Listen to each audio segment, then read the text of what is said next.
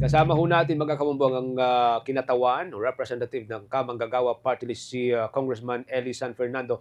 Kaunay pa rin po sa mga usapin o ilan po mga usapin dyan sa may Kamara de Representantes. Magandang tanghali po at welcome sa Bombo Radio Philippines. Kong Fernando, si Bombo Genesis po ito kasama natin si Bombo Jai. Magandang tanghali po, Bombo Genesis at Bombo Jai at sa lahat po ng tagapakinig sa inyong programa. Thank you. Maraming salamat po for joining us sa Bombo Radio Philippines. Live po tayo sa ating 32 stations and nationwide. Kung present ho kayo doon sa nakalipas yung pagdinig ng Kamara de Representantes doon ho sa flood control scandal.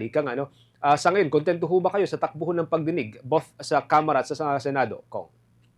Alam niyo, maganda na may mga lumutang, mga nabanggit na pangalan, may they be congressmen or senators, at yung mga kasabwat nila. Kasi under oath to na binanggit ng mga sangkot na mga contractors, yung mga kasabwat nila sa iba't ibang sangay ng pamahalaan. Pero alam niyo, hindi ko masisisi ang mga kababayan natin, yung mga manggagawa at ordinaryong Pilipino, kung tinitignan nila itong mga pagdinig na ito na pagkahaba-haba. Kasi alam niyo, hindi biro yung mga nai-implicate na mga pangalan ng mga politiko, mga congressman man yan o mga senador. And they said this under oath. At ang tingin ng mga mamamayan dito, bakit binanggit na itong mga pangalan? Inamin na nila on record and under oath na may nakukuha sila na kickback at SOP. Bakit wala pang nakukulong? Bakit hindi pa pinapakilos yung buong instrumento at mga ahensya ng gobyerno para hulihin, ikulong, o may makulong man dito sa mga nababanggit na mga pangalan? So while we welcome the development dito sa mga pagdinig sa Kamara de Representante at sa Senado, I cannot blame the Filipino people if they view this na parang puro kayo hearing, puro kayo pagdinig, pero walang nakukulong. Pahaba ng pahaba ang istorya. Parami ng parami yung mga cast of characters na nasasangkot dito sa maanumalya at ghost flood control projects. So while we welcome the development, hindi ko masisisi ang mga tao kung nakikita nila ito bilang napakakupad, napakabagal, pahaba ng pahaba ang storya. Balikan ho natin, nababanggit ninyo, dumarami yung cast of characters. Isa ho dito si Curly Discaya. 1 week ago, nung nagkaroon po ng pagdinig ang Kamara, trinay ho ninyong nag-move ho kayo na ipa-cite in contempt itong si Curly. Pero parang hinarang po ito ng ilang mga kapwa ho ninyong mambabatas. Ngayon, kahapon, cited in contempt. Anong mga take ho ninyo dito sa development na ito, Kong? Ayan ho mismo ang binabanggit ko, Bombo Genesis, na itong si Curly Discaya, paikot-ikot yung kanyang storya. Alam nyo, the reason why I moved to cite him in contempt in the House of Representatives, kasi paamin na siya.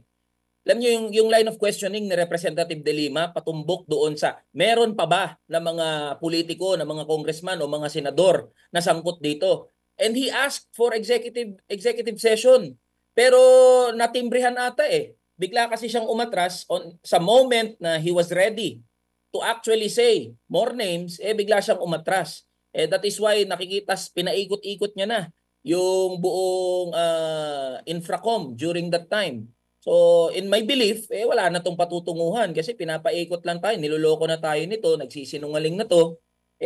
There's no more reason to listen to him, and that is why I moved to cite him in contempt. Sadly, hindi lang nasigundahan, walang sumigunda ng mga kasama ko sa Kamara de Representante, but it is a positive development na na-cite siya in contempt sa Senado. Kasi alam niyo po, ang punto lang dito, kailangan tumuga yan si Curly Discaya. Kailangan sabihin niya na lahat ng nalalaman niya. At wala na siyang itago pa. Wala na siyang ilihim pa. Sabihin niya na lahat ng nalalaman niya. And the only way to do that is talagang ipitin siya. I-cite him in contempt.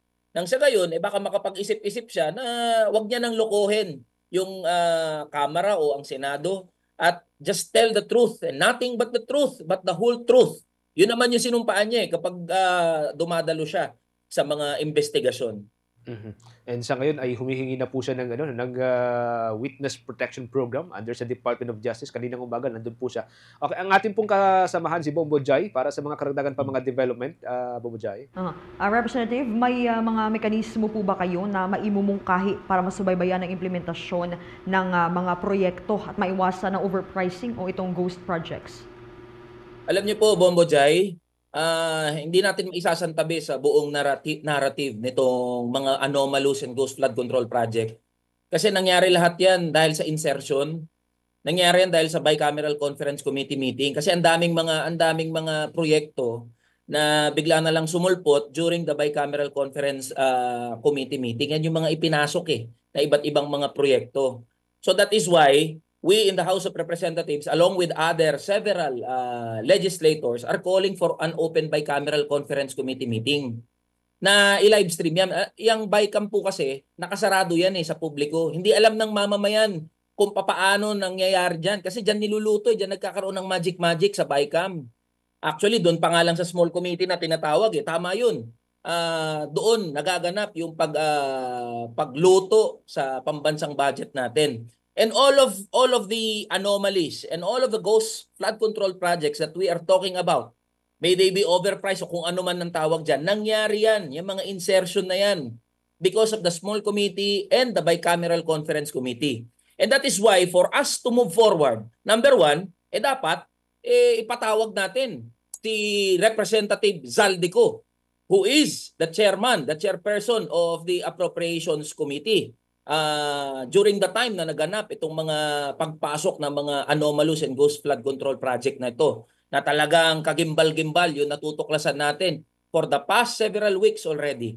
So in order for us to move forward at mapigil na yung mga ganito na mga proyekto, anomalous and ghost flood control project, is kailangan magkaroon ng open bicameral conference committee. Isa publiko yan at ipaalam if we are really serious about transparency and accountability, the bicameral conference committee meeting should be made public. Dahil hindi naman ang pinag-uusapan dyan, pera ng mga congressman Ang pinag-uusapan dyan, pera ng taong bayan, ng mga manggagawat ordinaryong Pilipino. And moving forward, dapat ipatawag ito si Representative Zaldico. Nasa Estados Unidos, nasa US daw. Bakit hindi pakilusin ang buong instrumento, mga ahensya ng gobyerno para puntahan siya, hanapin siya doon sa Estados Unidos at pabalikin dito sa Pilipinas so he can answer all the allegations pertaining to the national budget nitong 2025. And also, we welcome the investigation that must be done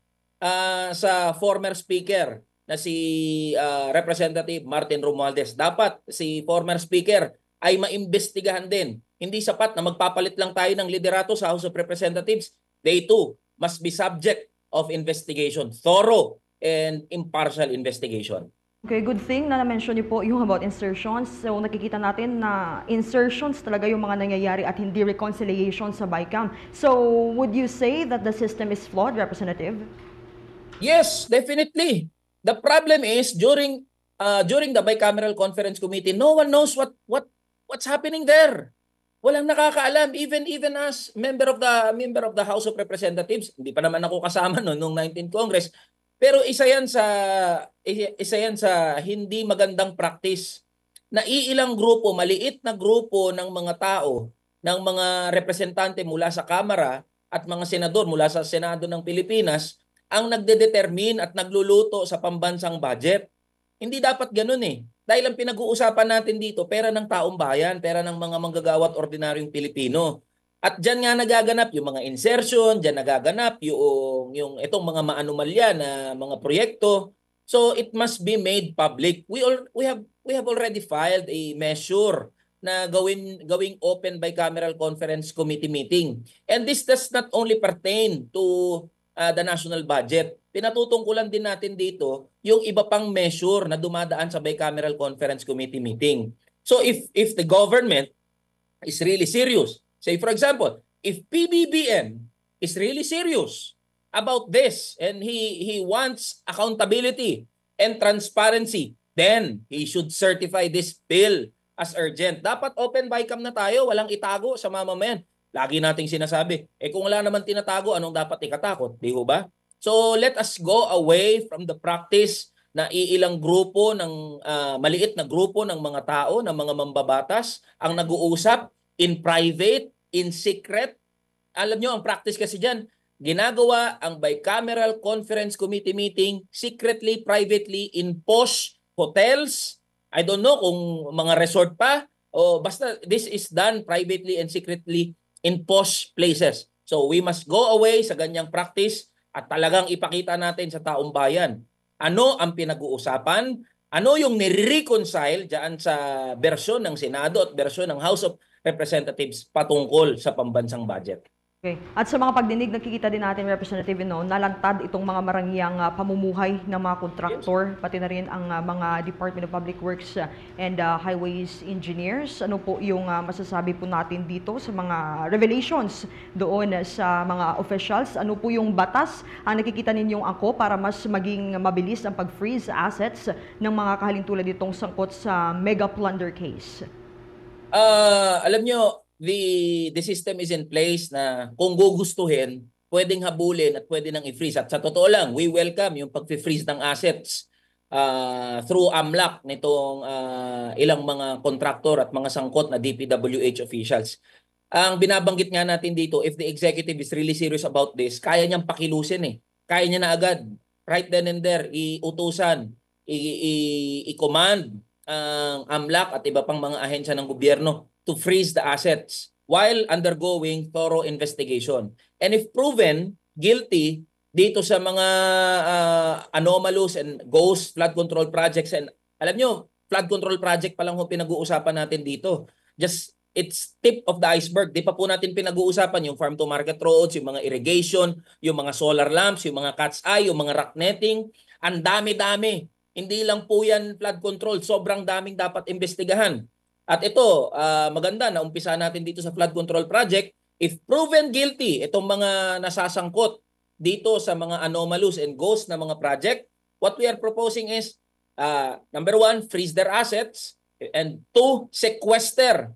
The government must sequester all the properties nitong mga contractor, nitong mga DPWH officials, including politicians. Itong mga senador o mga congressman, dapat ma-sequester ang kanilang mga ari-arian.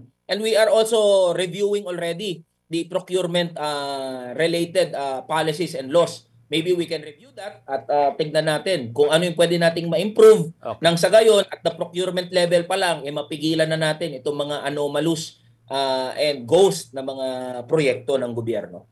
Okay. Sige, kung maraming salamat. Thank you for joining us sa Bombo Radio Philippines. For a minute, gusto kong kunin po yung inyong pong reaction dito ho sa, kasi nababanggit po rin yung maraming mga measure, buksan yung BICAM, lahat-lahat. So, Yes. mangyayari ho kaya ito under sa term ni Congressman Bujiti as House Speaker ng Kamara? It's a challenge for the new speaker.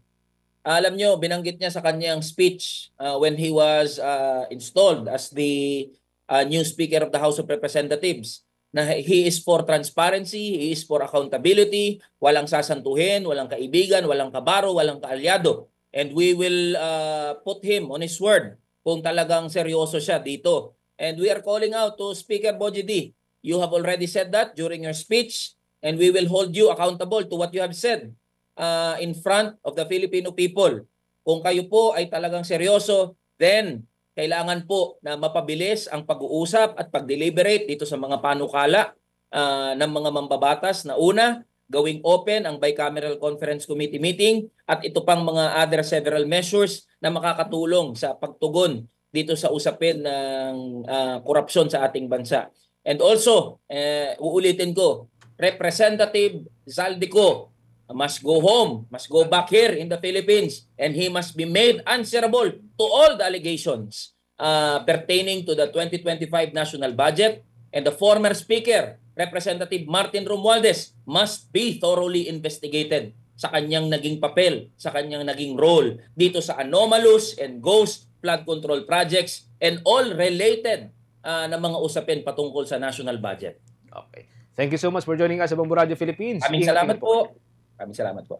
Thank you so much. Si Congressman Eli San Fernando ang kinatawan ng Kamanggagawa Party List.